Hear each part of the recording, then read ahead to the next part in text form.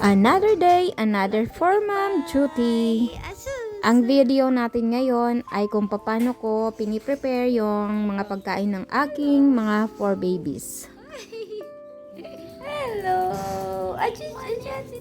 Ay, sit down yan ang gwapo ah. Gwapo ka ba maganda? Ay, shoot! At habang nag-aantay nga kaming maluto yung kanilang pagkain, itong mga bulinggit ay nagkukulitan sila.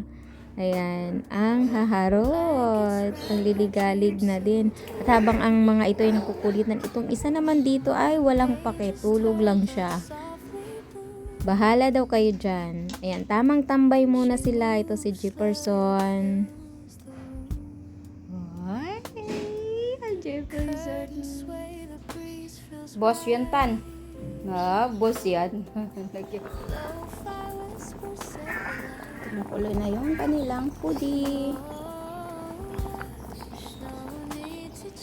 Itong pagkain nila ay malunggay at saka ano ba to, kalabasa. Pinakuluan lang yan, walang asin. Talagang ganyan lang. And then, hinaluan ko na lang din yan ng konting karne. Yan, dinudurog natin muna sila para parang isasabaw ko lang yan.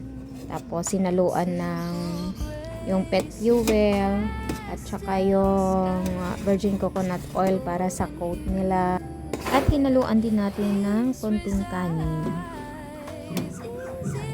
Nadurog na din natin yung isang pirasong karning baboy. Tapos, ayan na siya. Nadurog na din natin yan. Mainit pa din eh. At alalamikin pa muna natin bago isalin dito sa kanilang mga kainan. Yan naman sa mga puppies. First time nilang kakain ngayon ng walang gatas. Yan na, ready na yung kanilang foodie.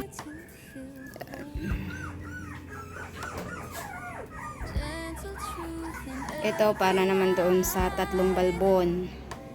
Una kong inilalapag ay yung para sa mga tuta. Nagustuhan nila yung kalabasa. O, simot. Ayan, habang sila kumakain, pinapakain ko din parang yung hinugasan mga ng mga kinain. pusa. Tapos huhugasan yung kainan nila pagkatapos. Bago naman ako pumasok sa loob. At pakainin naman yung mga mababalbon, yung mga shih tzu ko. Ayan yung pagkain nila.